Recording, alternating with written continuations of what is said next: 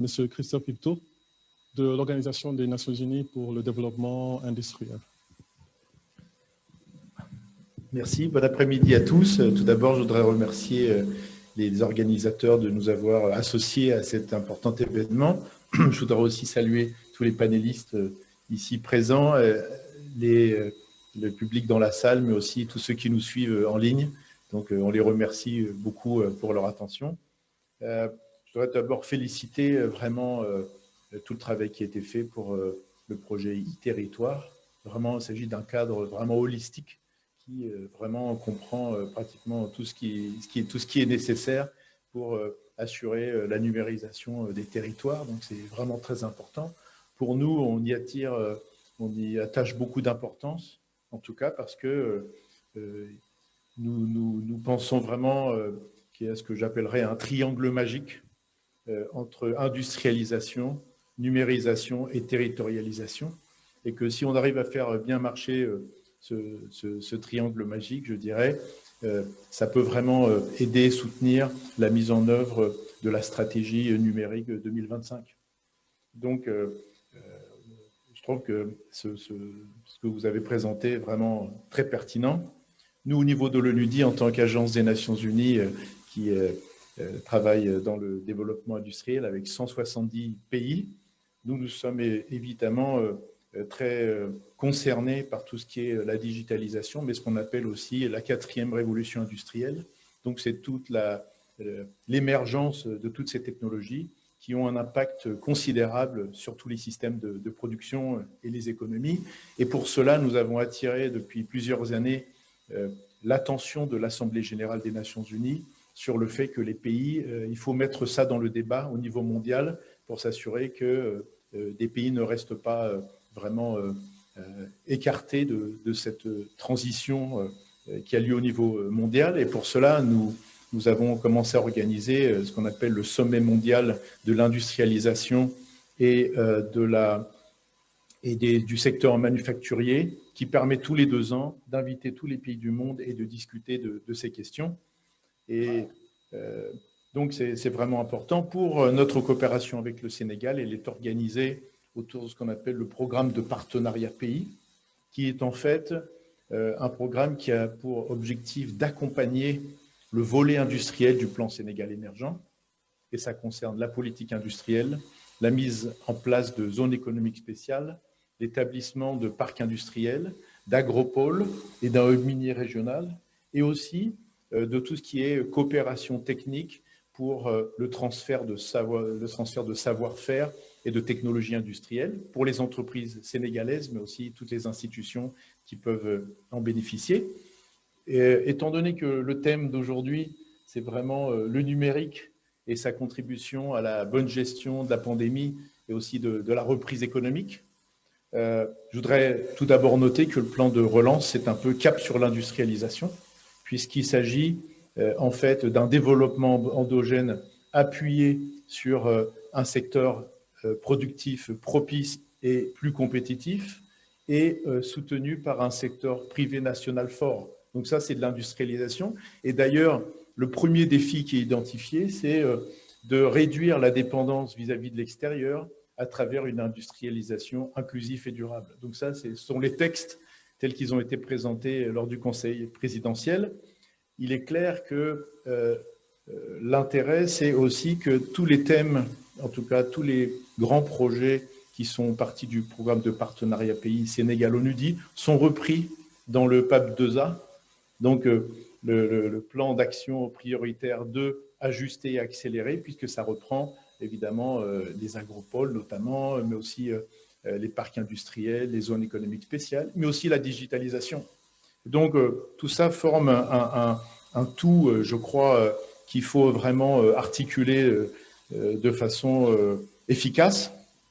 Alors, je vais pas revenir de quoi on parle quand on parle des technologies qui sont utilisées. Elles ont un impact vraiment très fort sur le secteur industriel. Nous, on les appelle les technologies de production numérique avancée, PNA.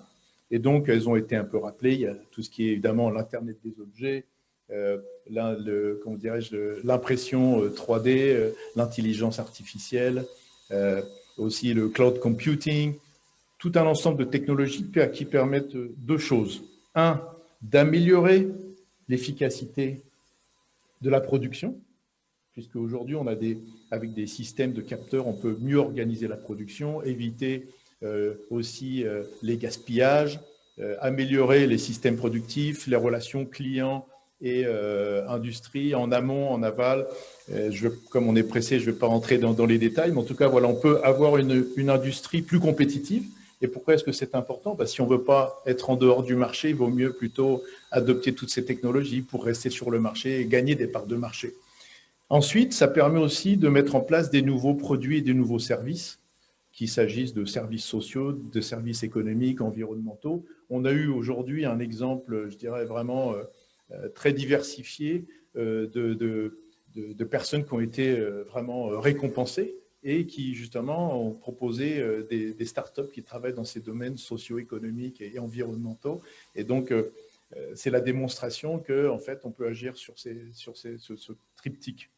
Alors, pour aller vite, je voudrais rappeler que nous avons produit un rapport sur le développement industriel 2020 qui s'intitule « L'industrialisation à l'ère numérique ». Donc, il me semble que c'est tout à fait bienvenu dans le cadre du plan de relance. En effet, dans ce rapport, on note plusieurs choses. Un, il y a plusieurs catégories de pays. On voit qu'il y a à peu près une quarantaine, cinquantaine de pays qu'on appelle les pays pionniers qui produisent les technologies et qui les utilisent pleinement. Et eux, évidemment, ils sont en avance et peuvent vendre ensuite leurs produits, leurs technologies et s'enrichir. Ensuite, il y a les suiveurs, ceux qui arrivent quand même un peu aussi à suivre, à produire et à utiliser. Et ensuite, vous avez les retardataires, à peu près 29, et ceux qui sont à la traîne, il y en a à peu près 88.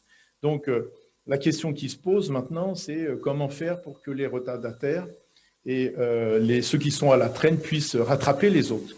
Comment faire ce saut technologique pour rattraper les autres? Et ce dont on s'aperçoit dans ce rapport, c'est qu'en fait, les pays qui ont déjà un tissu industriel ou une expérience industrielle vont beaucoup plus vite. Pourquoi? Parce que ceux qui ont des entreprises industrielles, les entreprises industrielles, en fait, sont habituées à absorber de la technologie. Et donc, si vous avez un tissu industriel assez dense, vous allez avoir une absorption de cette technologie beaucoup plus rapide qui ensuite se diffuse dans le reste de la société. Donc, en fait, l'avoir un secteur productif fort, ce qui est un peu l'objectif du plan de relance, c'est un accélérateur, en fait, de numérisation. Et donc, ça, c'est vraiment important à noter. Ensuite, dans les propositions qui sont faites et les recommandations, c'est d'abord d'adopter des stratégies politiques, de mettre en place des investissements et des outils. Mais je pense que là, le Sénégal est très bien équipé. Ce matin, je pense que c'était assez impressionnant de noter évidemment la stratégie numérique 2025, mais aussi des gros investissements comme un supercalculateur, une université virtuelle, un parc technologique dédié au numérique, des instruments financiers aussi pour accompagner les startups, une loi sur les startups. En tout cas, je ne vais pas reprendre toute la liste, mais je crois que le Sénégal a tout en main, a tous les outils pour vraiment devenir peut-être le premier pays numérique en Afrique dans quelques années. Maintenant, il faut aussi, après, une fois qu'on a mis en place les stratégies, les outils, il faut vraiment que ça atterrisse quelque part. Et où est-ce que ça atterrit? Sur les territoires, parce que c'est dans les communes, dans les départements que tout se passe, en fait. Et donc, c'est là où c'est très important, notamment dans le cadre de l'acte 3 de la décentralisation, qui donne un rôle de développement économique aux collectivités territoriales. Je pense que là, elle peut se saisir aussi de certains grands dossiers qui sont en cours et qui vont avoir une grande importance dans la transition industrielle du pays. Ce sont par exemple les agropoles.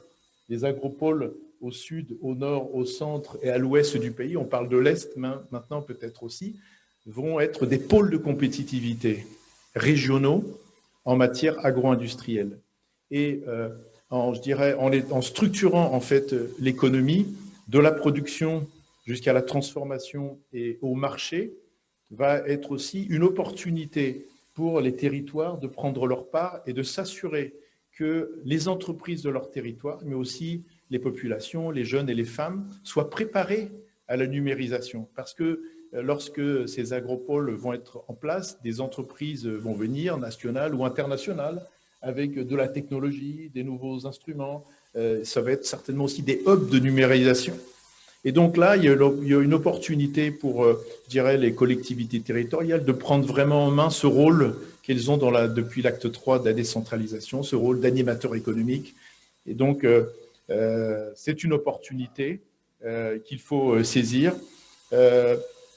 Maintenant, nous, ce que nous voyons aussi, c'est que nous avons vu donc qu'il y a cette stratégie donc numérique 2025 et qui évidemment inclut les entreprises. Maintenant, elle ne spécifie pas forcément le secteur industriel. Donc, nous pensons qu'il devrait y avoir un renforcement peut-être de cette articulation entre la politique, la stratégie numérique 2025 et aussi la politique industrielle qui est en cours de révision en ce moment, et que donc l'une devrait contenir la partie prioritaire industrielle, mais aussi la politique industrielle doit aussi contenir beaucoup de choses qui sont en rapport avec la numérisation. Et donc tout ça, ça doit bien s'articuler.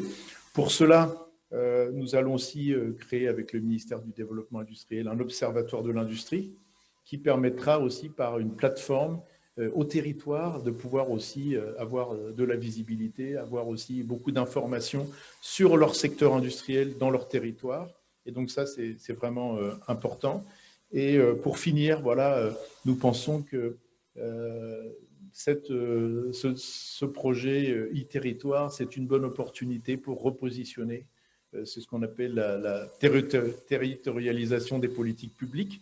Et donc, il y a celle aussi d'industrialisation, en fait, de décentraliser la politique d'industrialisation au niveau des territoires, afin que les territoires puissent, de façon stratégique, soutenir leurs entreprises, soutenir les jeunes et les femmes pour qu'ils prennent part à cette révolution numérique.